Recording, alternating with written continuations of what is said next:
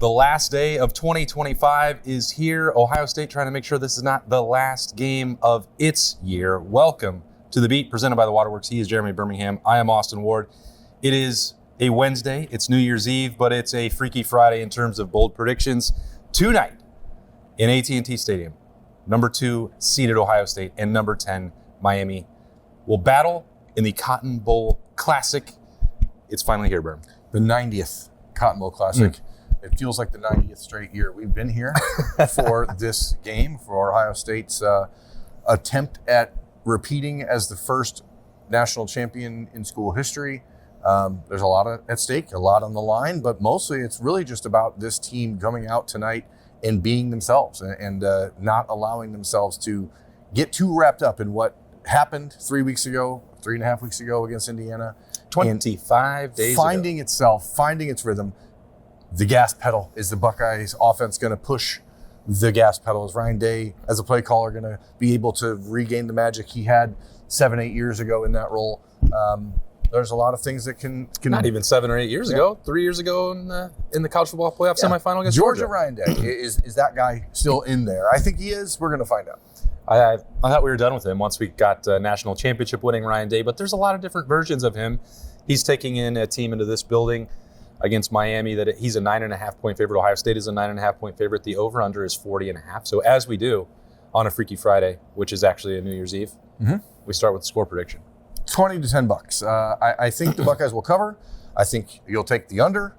And I think it's a game. I'm not taking the under. I think it's a game that you look at and you see that it could go either way. We've seen Ohio State lose this game.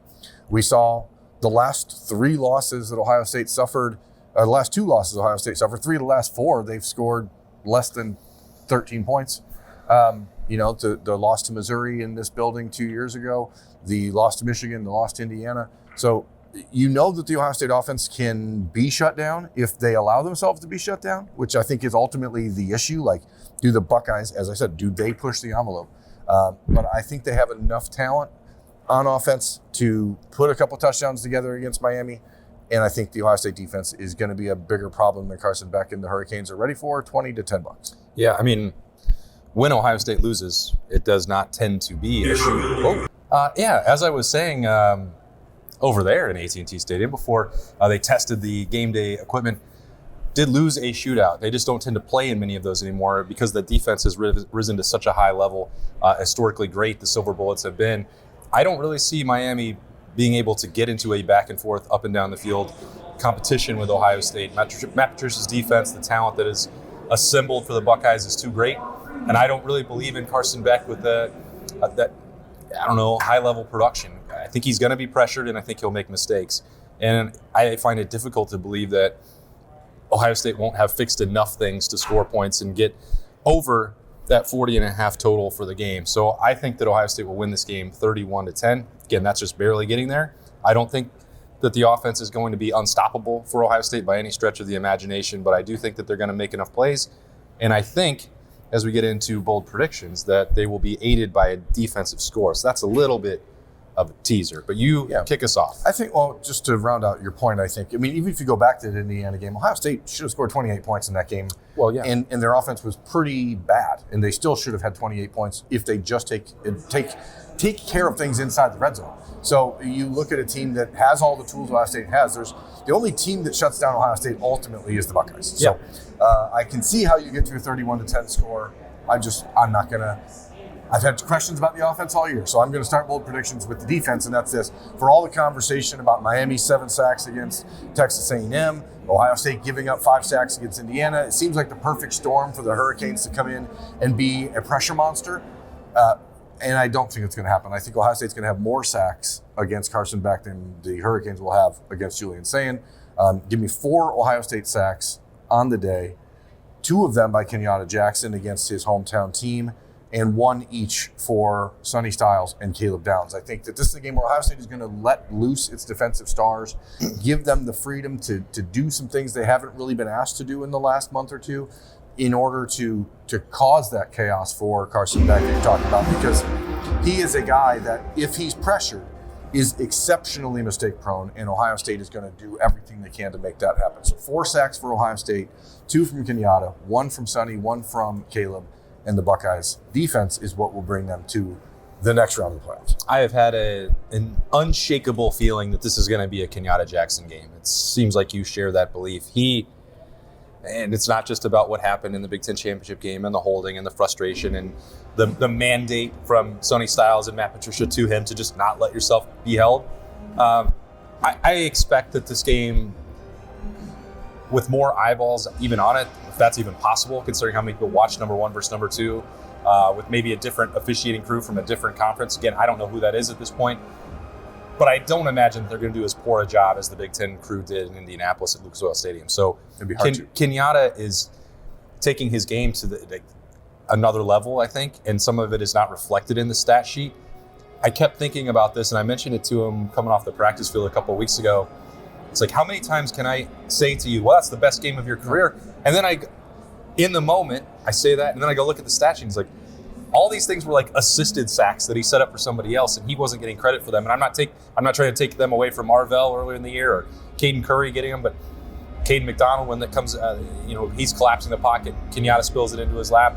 It is a team defense, but I do think that this is a game and an opponent where Kenyatta will make those plays and get home himself. Yeah, you have to hope that a guy like Kenyatta in this situation doesn't try to do too much because of the emotional allure of playing the hometown team. So that's the one area where I think he might get into some trouble if he tries to do a little bit more than he's needing to do, because the frustration may be boiling over from the Indiana game. But I agree. I think this is a Kenyatta Jackson special. So someone with hometown ties to Miami making plays against the Hurricanes, someone who's motivated, someone who's a little bit ticked off, someone who was slighted in awards voting, someone who was injured in November. It's Jeremiah Smith. Sorry. I mean, I don't think Brandon he didn't miss any games, but this has to be a game where no opportunity is held back. If you have an opportunity and you're Julian Sayin to take a shot and Jeremiah is out there somewhere, take it. I think Jeremiah needs 15 targets in this game, and if he gets them, he'll have 12 catches, he'll have 150 yards, and he'll have 2 touchdowns. And then you say, well, Austin, you said they weren't going to move up and down the field. When Ohio State is at its best, and I think that Miami will get pressure occasionally. I think there will be some drives that might get bogged down in the red zone. If you get up by 2 scores or 3 scores, you'll get the boa constrictor going, and Ryan Day, I think, would take the air out of the football. So I have full respect for Miami. I think that that front is going to make things interesting for Gabe Van Sickle and everybody across the front, but you can get quick throws out of Julian Sayin's hand to Jeremiah Smith, and he will be open every single time. And that needs to be done to full capacity. This is whatever it takes to win the game. Ryan Day says it all the time. You empty the chamber. That means firing as many bullets as possible towards Jeremiah Smith, and I think that'll happen. I think we're probably on a lot of similar wavelengths here thinking about this game. And this is as drilled down a BP as I'm going to get all season long. Jeremiah Smith is going to score a touchdown in this game, and it is going to be on Ohio State's first offensive play. Whoa! It is going to, all year long, we've seen when Ohio State has decided that it's a game where they're going to throw the ball, they have come out and it's been like a little hitch or a little out route, 5-yard out, where Julian's saying it's getting him a layup, it's getting him an opportunity to see the ball go through the hoop, figuratively speaking, early.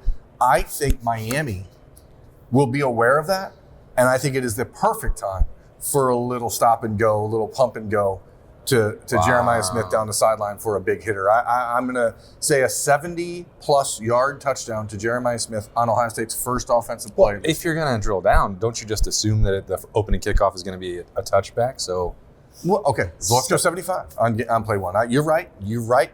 Thank you for calling me out, holding me accountable. America, that's what we need to do to each other on this New Year's Eve. But yeah, we've all seen it. It's the same route Ohio State has run a number of times. Wisconsin, other games when they were like, hey, we're going to throw today.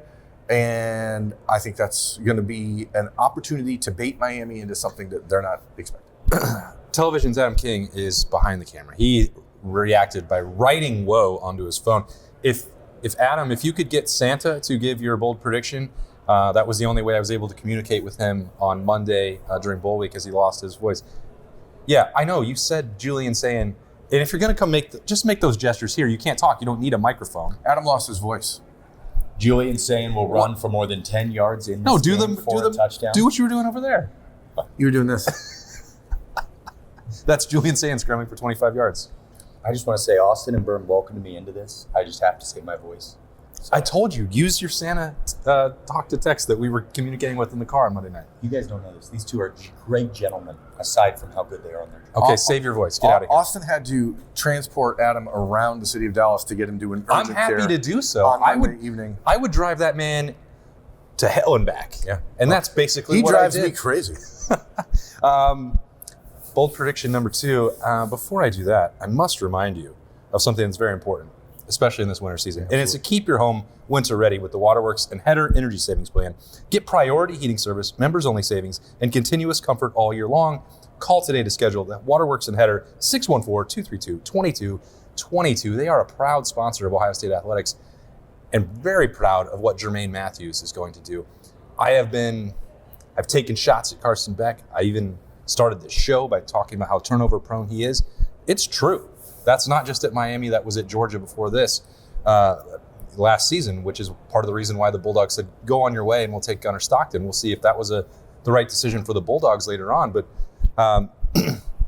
if that pressure is getting home, and I don't believe Miami is going to be able to consistently run the football against Caden McDonald and Tywan Malone and Edric Houston and into the teeth of that defense, they're going to have to take shots. They're going to have to throw the football. Jermaine Matthews is aware that he also gave up some throws that he didn't want to and is not happy about in the loss to Indiana.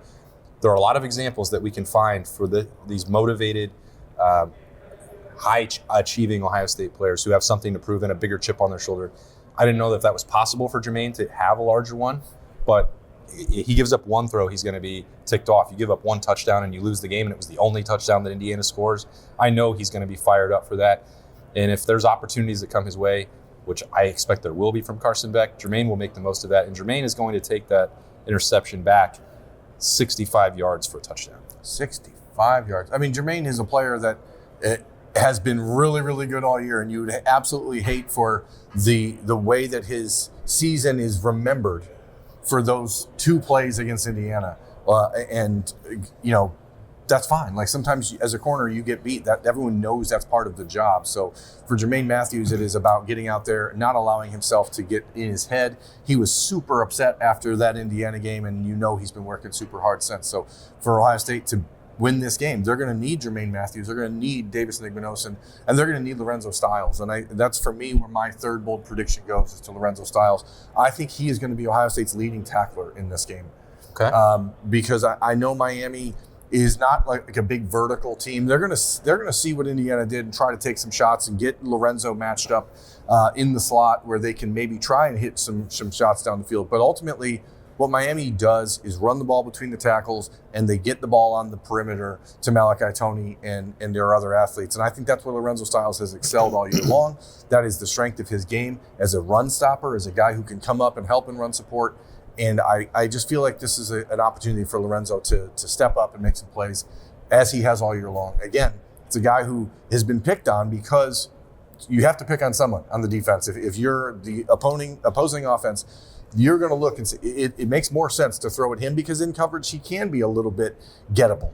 But when it comes to just being physical, a leader, and a guy who you need to count on, Lorenzo Styles has stepped up time and time again for Ohio State this year. He's going to do it again. He's going to lead the team with tackles, with 11 tackles in this game.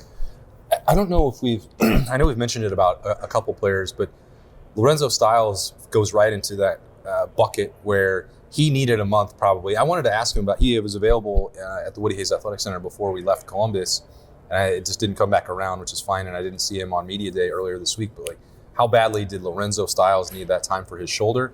Our understanding was that it was, something that was going to probably never fully heal during the season. It might require an off-season procedure. So I don't know, how much different does he feel 1 month later? Did that make significant progress without needing to go under the knife? I'm curious where he is. I know that he wouldn't probably talk in detail about it, and I know with absolute 100% certainty that he won't use it as an excuse for missed tackles, missed opportunities, getting beat down the field against Indiana.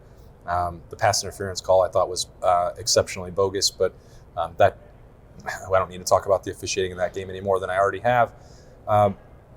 Philip Daniels comes to mind. Aside from Jeremiah Smith and Carnell Tate, the higher profile ones, there are key starters for Ohio State that maybe they missed one game, maybe they missed no games, maybe they just set down one drive in the second half of a game earlier than they would have, where the wear and tear of playing 13 games caught up with them. I think, again, not an excuse, just maybe a potential explanation for why Ohio State didn't look as fresh, as physical, as dominant as they have.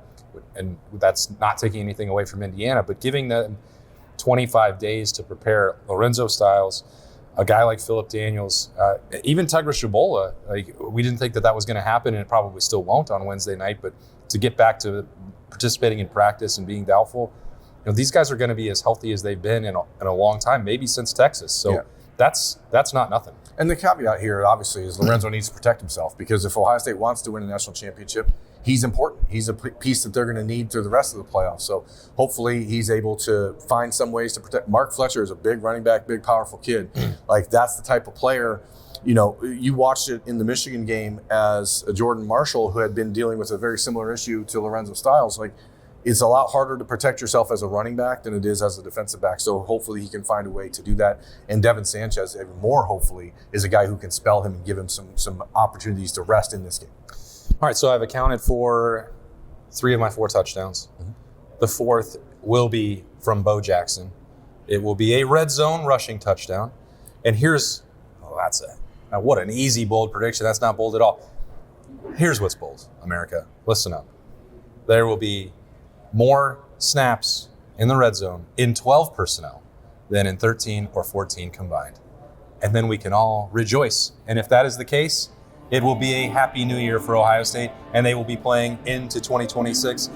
So much more coverage, of course, will be coming your way from AT&T Stadium, a noisy AT&T Stadium. The vibes are immaculate. They're already ramped up.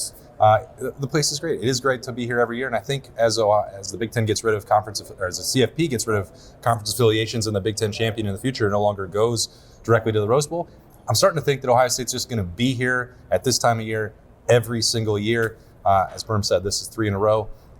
Looking to stay the one that one doesn't even count against Missouri. The playoff games, Ohio State's looking to extend that winning streak here later on New Year's Eve against Miami. Cannot wait. Hope you've enjoyed all the coverage so far. A little bit shorter episode of Bold Predictions than normal, but there's a lot to do. We've been talking about this game a lot. We got a lot more to do as we wrap things up here in Dallas and get ready for New Year's Eve. So we hope you have a fantastic celebration.